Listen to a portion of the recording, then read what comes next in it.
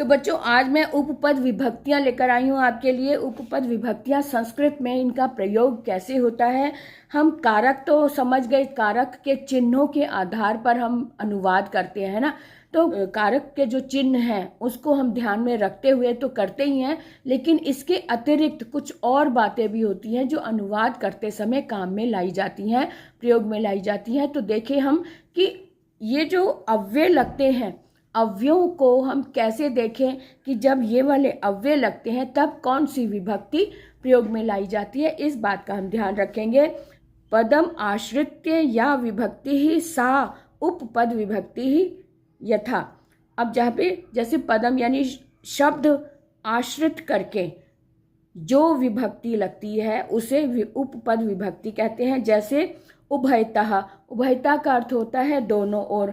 अब दोनों ओर जब हम लगाएंगे तो दोनों ओर जहाँ यानी उभयता शब्द अगर वाक्य में आया है, जैसे विद्यालय के दोनों ओर वृक्ष हैं, तो किसी भी चीज़ के दोनों ओर जब इस तरह का शब्द लगता है, ऐसा जब अर्थ होता है, तब वाक्य में द्वितीय विभक्ति लगती है। जब भी उभयता जहाँ भी लगता है वहाँ पर द्वितीय विभक्ति लगती है। अब जैसे उदाहरण के लिए हम कहें नदीम उभयतः वृक्षाः सन्ति, नदी के दोनों ओर वृक्ष हैं, तो नदी के दोनों ओर बोला है तो भले ही के बीच में चिन्ह आ रहा है, लेकिन दोनों ओर होने के कारण, उभयतः होने के कारण नदी शब्द में हम द्वितीय विभक्ति लगा रहे हैं, है ना। तो द्वितीय विभक्ति में नदीम आता है, इसलिए नदीम उभयतः वृक्षाः सन्ति हो गया।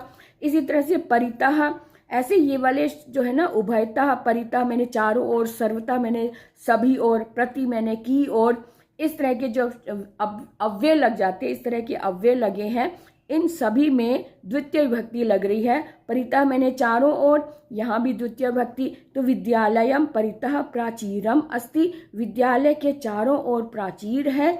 सर्वतः मैंने सभी तरफ, यहाँ भी द्वितीय विभक्ति लगी है। ग्रामम सर्वतः कृषि क्षेत्राणि सन्ति, गांव के सब तरफ, सब ओर कृषि यानी खेती का खेत है, खेती का स्थान है। खेती के यानी कि खेत, कृषि क्षेत्र, कृषि मैंने खेती वाले, क्षेत्र मैंने मैदान है, तो गांव में सब तरफ खेती वाले मैदान हैं। प्रति मैंने की ओर, जैसे हम स्कूल की ओर जा रहे हैं या विद्यालय की ओर जा रहे हैं या घर की ओर जा रहे हैं, जब हम की ओर तो वहाँ पे प्रति आता है। जब प्रति आता है वहाँ भी द्वितीय विभक्ति लगती है। द्वितीय विभक्ति जहाँ लगती है वहाँ भी, वहाँ इस तरह से वाक्य बनता है। छात्रः विद्यालयम प्रति गच्छति, यानी छात्र विद्यालय की ओर जाता है। निकषा मैंने होता है समीप में, यहाँ भी निकषा जहाँ लगता है वहाँ भी द्वितीय विभक्ति आती है। तो कैसे, जैसे ये उदाहरण है, विद्यालयम निकषा उद्यानम अस्ति, विद्यालय के नज़दीक, विद्यालय के पास ही उद्यान है। धिक मैंने धिक्कार होता है, धिक्कार है या निंदा, तो यहाँ पर भी द्वितीय विभक्ति आएगी। मूर्खम धिक, मूर्ख को धिक्कार है। अब सह जहाँ आता है, यहाँ से देखो थोड़ा सा चेंज हो गया। सह, साकम, सह का मतलब होता है साथ, तो साथ वाला जो ये अव्यय है वहाँ पर तृतीय विभक्ति आती है। तो सह का मतलब होता है सहित या साथ।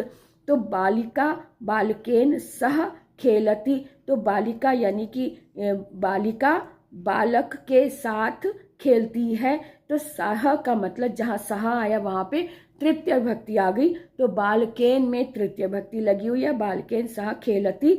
विना का मतलब होता है अतिरिक्त या इसके बगैर, तो अतिरिक्त में भी तृतीय विभक्ति, पंचमी और द्वितीय विभक्ति आती है। ये ध्यान रखो, जहाँ भी विना अव्यय आता है वहाँ पर तृतीय विभक्ति, पंचमी या फिर द्वितीय विभक्ति आती है। इन तीनों में से कोई भी एक लग जाती है। अब जैसे ज्ञानेन विना जीवनम वृथा, ज्ञान के बिना जीवन व्यर्थ है, ज्ञान के बिना जीवन व्यर्थ है। तो ज्ञान के बिना जो है ये यहाँ पर ज्ञानेन में तृतीय विभक्ति लगाई है। अगर हम कहें ज्ञानम बिना तब भी ये सही है। अगर हम कहें पंचमी विभक्ति लगाएं ज्ञानात विना जीवनम वृथा, तब भी ये वाक्य सही होगा। इन तीनों में से कोई भी एक विभक्ति लग जाए अगर विना के साथ में, तो वो वाक्य सही हो जाता है। अलम का मतलब होता है कि मत करो, मत, मना करना। तो अलम जहाँ लगता है वहाँ भी तृतीय विभक्ति आती है। तो वारणम, वारण यानी मना करना। तो विवादेन अलम, विवाद मत करो, अलम का मतलब मत करो, तो विवादेन अलम लगा, इसलिए यहाँ विवाद में भी तृतीय भक्ति आ गई है। समर्थ में भी चतुर्थी भक्ति आती है। समर्थ जहाँ लगता है मल्लाह, मल्लाए, अलम।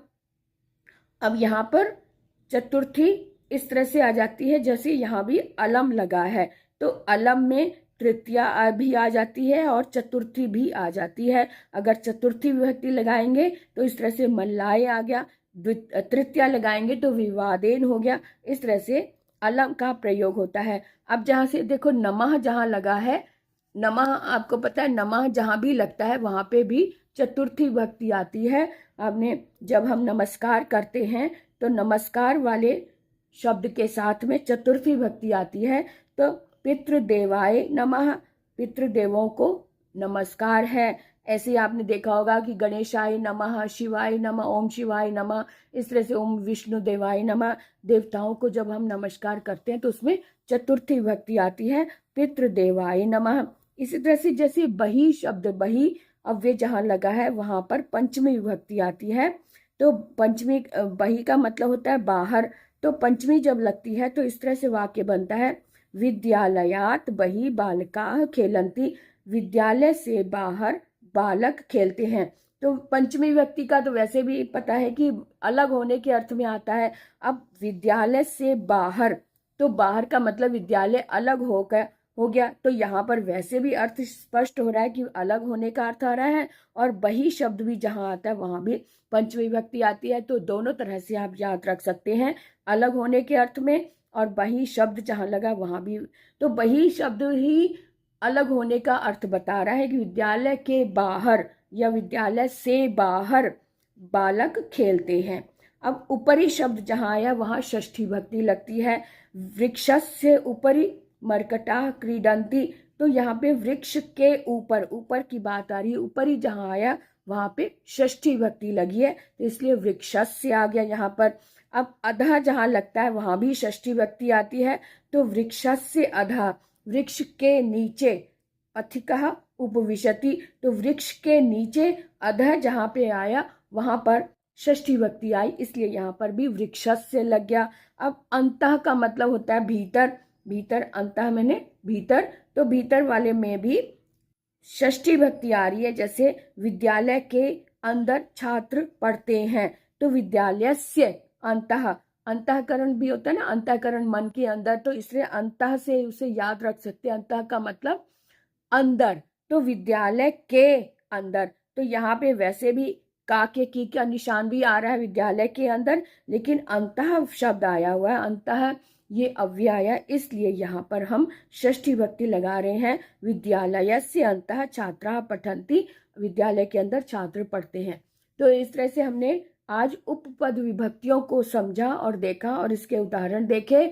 आप इसका अभ्यास करें और उदाहरण इन्हीं से एग्जाम्पल और बनाएं, तो आपको और अच्छे से समझ में आएगा। तो आज के लिए इतना ही, फिर मिलेंगे अगली कक्षा में।